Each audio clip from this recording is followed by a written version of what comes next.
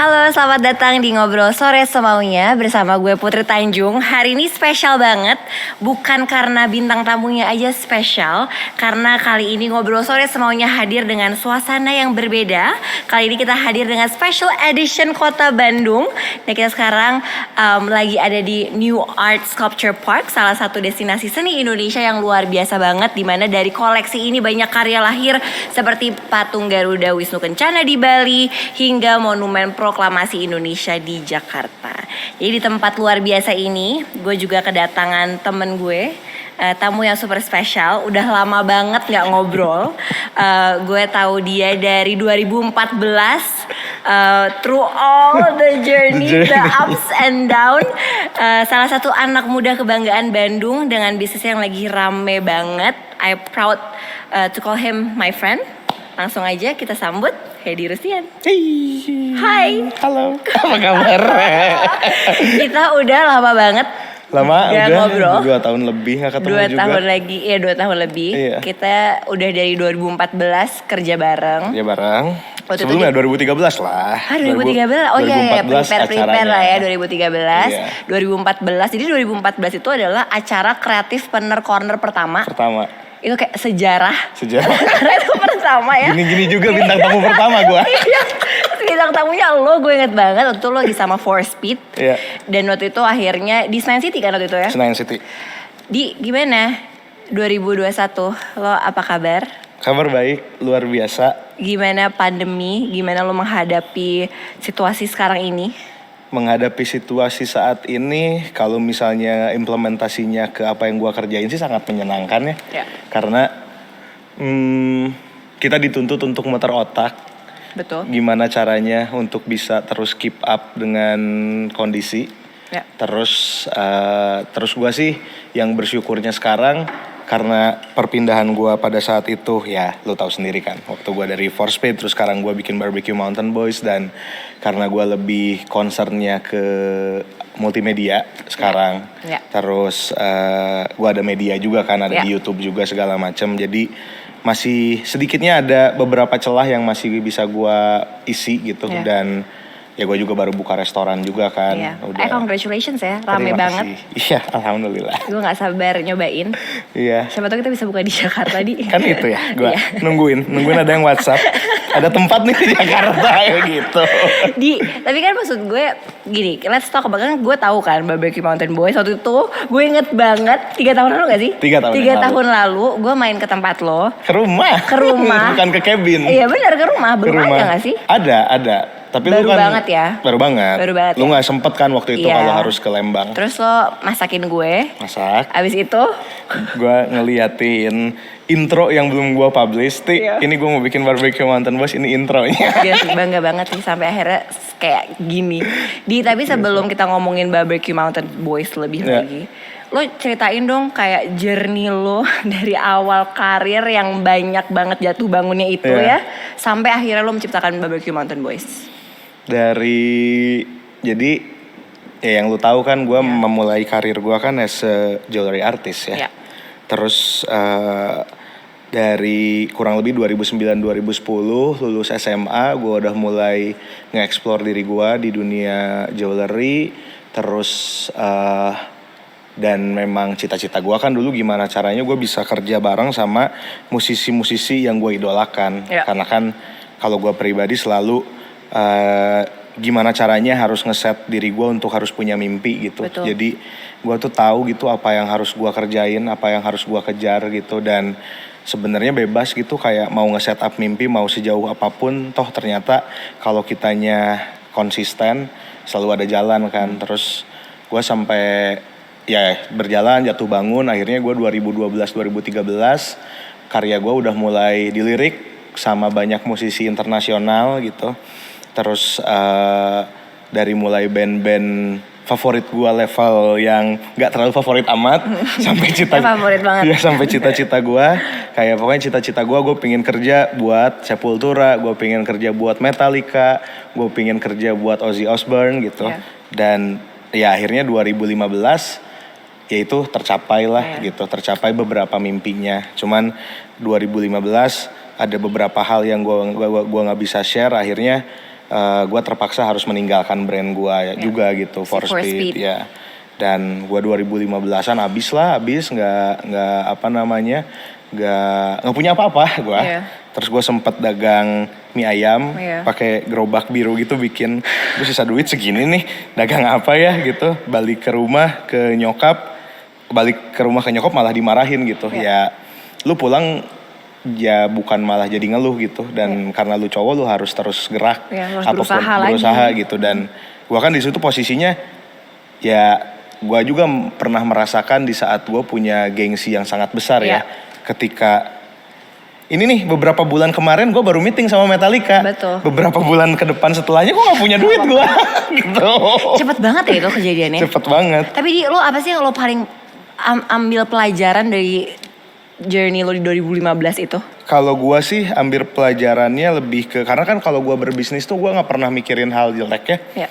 Maksudnya kalau gue bekerja, berbisnis, gue selalu yang penting guanya aja yang terus selalu positif gitu. Gue gak pernah kayak, wah kira-kira partner gue kayak gini nggak ya, kira-kira partner gue gini nggak ya gitu. Gue bener-bener kalau dari pelajaran yang kemarin justru gue malah banyak belajar, kayak banyak belajar. Dan kalau pelajaran dari jatuhnya gue kemarin, gue ngerasa ya gue masih muda juga, dan kayaknya itu umur masih berapa ya, 23 gitu.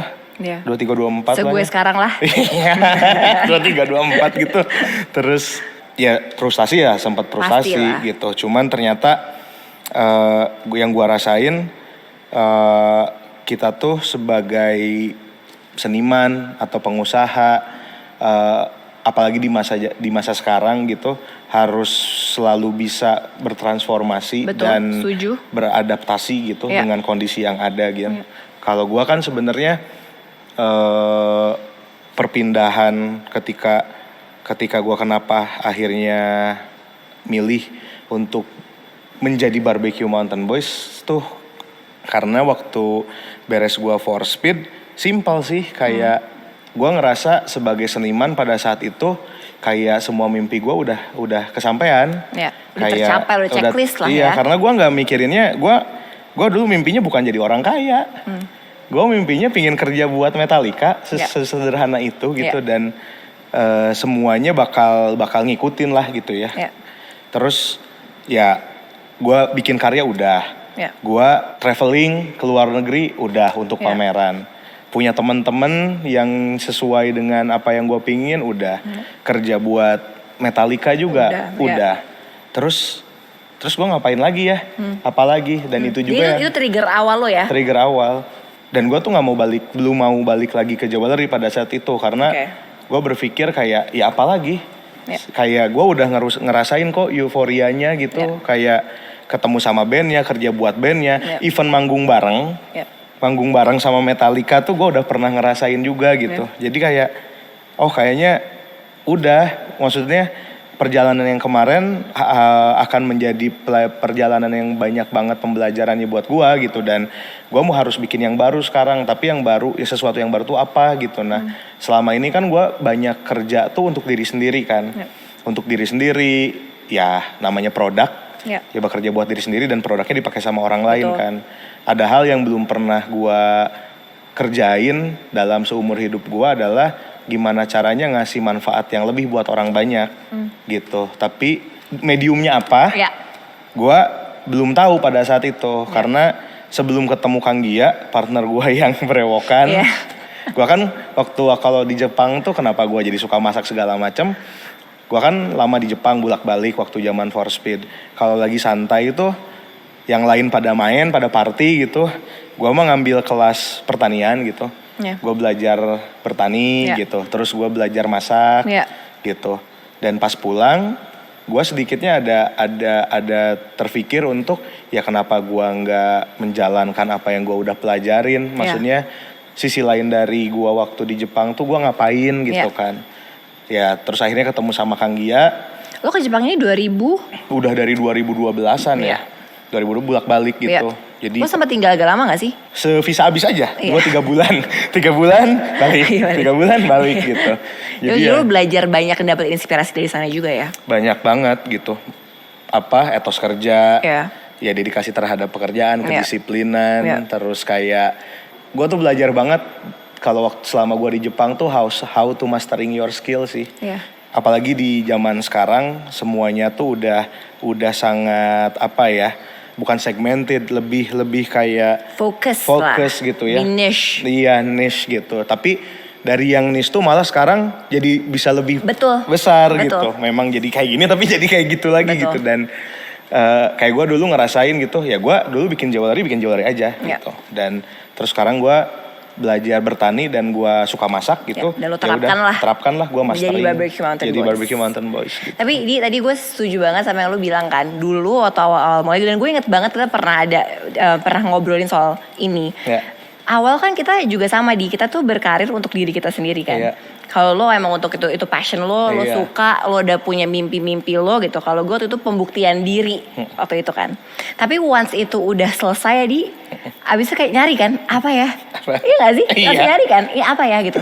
Dan abis itu of course akhirnya kita sama. Iya. Oke, kayaknya kita harus bermanfaat untuk orang lain deh. Kayak Iya. bikin kayak bigger purpose gak sih? Betul. Gimana caranya ngasih, ya setidaknya small impact ya. Exactly. Karena kan kayak nggak semua orang nggak punya medium Betul. Opportunity, privilege yang kita punya. Yang sama juga kan. Betul. Jadi kayak gue juga gue sih lebih kalau kayak sekarang kayak lebih berpikirnya, pokoknya apa yang gue lakuin sekarang, apa yang gue kerjain sekarang, gue tetap menjadi diri gue aja, diri gue sendiri, tapi setidaknya apa yang gue bawa tuh bisa ngasih impact. Iya, setuju gue. Gitu. Dan mindsetnya saat kita bekerjanya seperti itu, jadi lebih mudah gak sih?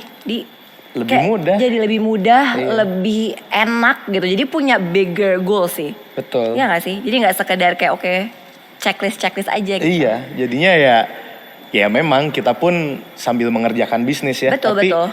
jadinya nggak kayak berbisnis ya. Iya. Karena kita udah ngubah mindset di awalnya karena Betul. kalau gue pribadi ya gue mah mau bikin wave gue sendiri gitu. Iya. Dan gue tahu gitu apa yang mau gue jalanin ke depannya. Tapi ya semuanya harus impactful gitu Iya. buat orang lain gitu. Barbecue Mountain Boys sendiri kan udah menurut gue udah lumayan impactful lah Ya. di apa yang lo bikin sekarang itu ya lo ciptakan sekarang. Tapi waktu awal lo menciptakan si Barbecue Mountain Boys, lo pernah gak sih kepikiran bahwa yang lo ciptakannya adalah sebuah IP? Adalah intellectual property gitu, iya kan? Iya. Karena awalnya lo mulai dari konten, abis itu ada service-nya gitu Iya. kan, abis itu akhirnya kemana-mana nih, ada merchandising-nya, Iya. abis itu ada si restoran lo yang sekarang gitu, Iya. itu bisa di-expand terus kan? Iya. That's how powerful brand is kan? Iya. Iya gak sih?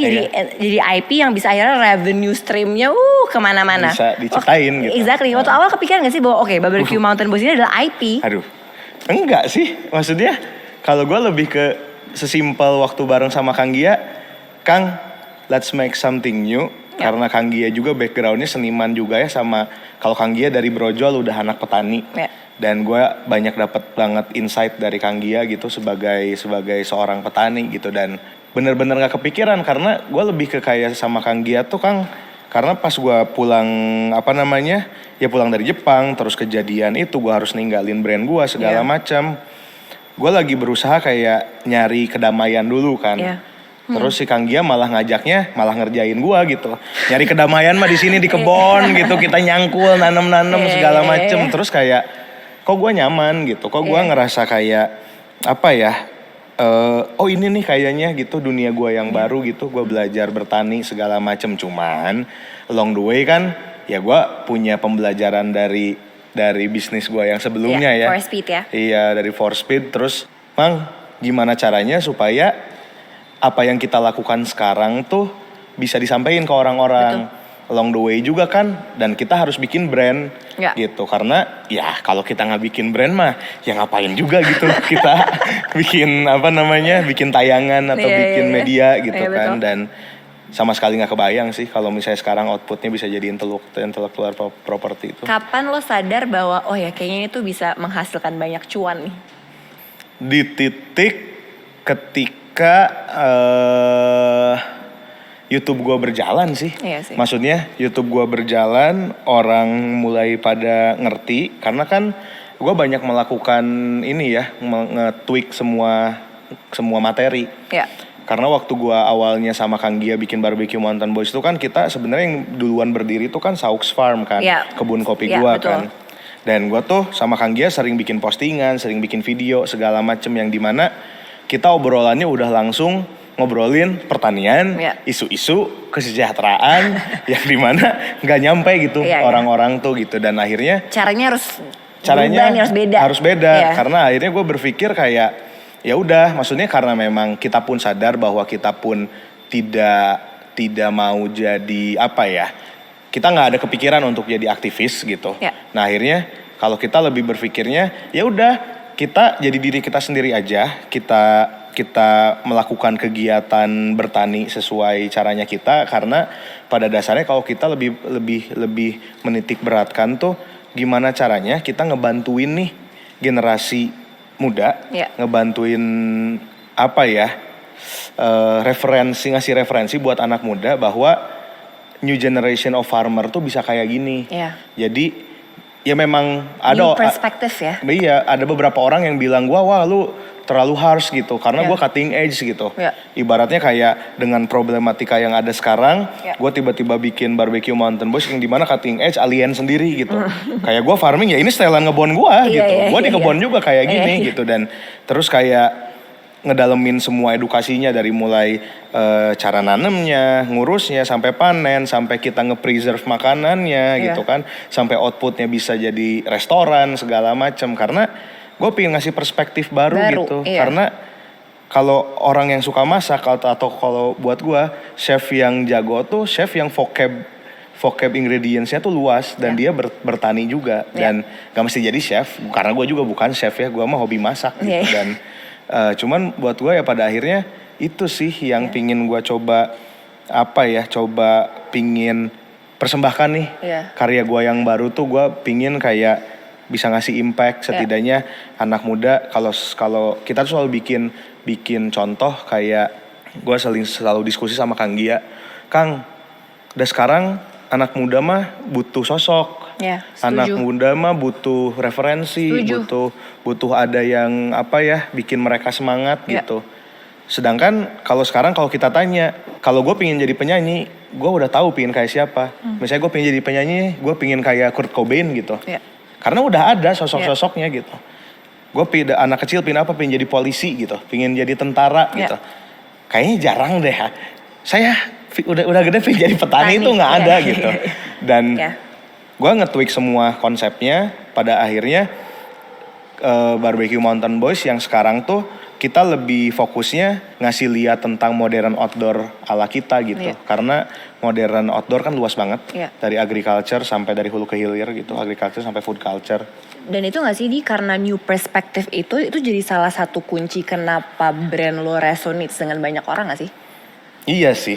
Iya gak sih? Iya. Karena itu kan something yang unik kan. Jadi lo punya unique proposition lah gitu di bisnis lo kan. Jadi orang akhirnya ngeliatnya as something yang new gitu. Something new. Tapi apa sih yang paling tantangan terbesar building this brand?